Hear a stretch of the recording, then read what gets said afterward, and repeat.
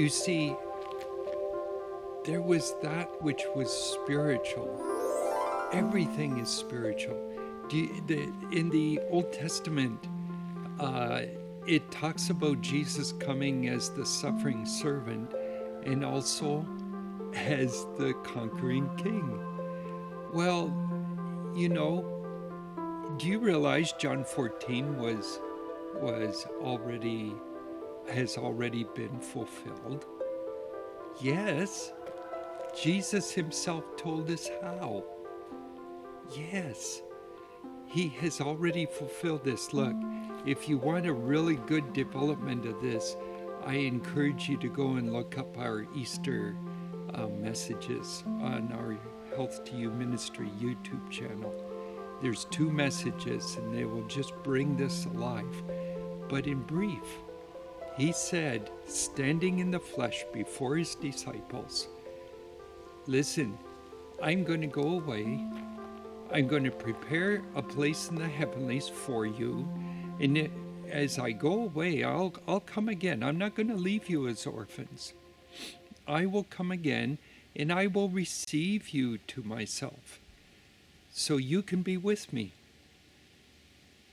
Now, they're all confused because later he says, and by the way, guys, if you love me,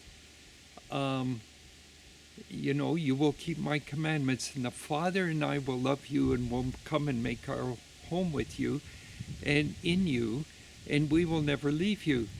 And besides that, the world will not be able to see me, but you will be able to see me. See me. Get it? And so, they're like confused, like, excuse me? They're thinking physical. They're oriented to their physical reality of life, and they're thinking with their physical eyes, and they're saying, how can we see you, but the world won't see you? And Jesus says, I will make my home with you. I will send the Comforter. Holy Spirit is the Comforter, he says in that same chapter. Holy Spirit is the Comforter of the Christ, the Spirit of the Christ, 1 Corinthians. Romans 8, if anybody who does not have the Spirit of Christ, he is none of his. Listen, Father, Son, and Spirit, one, a plural unity, Deuteronomy 6. And Jesus says, we will come and make our home in you. When Jesus came back, he came back. And he came. Where is he today? He is seated at the right hand of God, over every power, principality, and the angels, and the head of the church. Now you talk about reigning. Come on, man. That's reigning. The reigning king.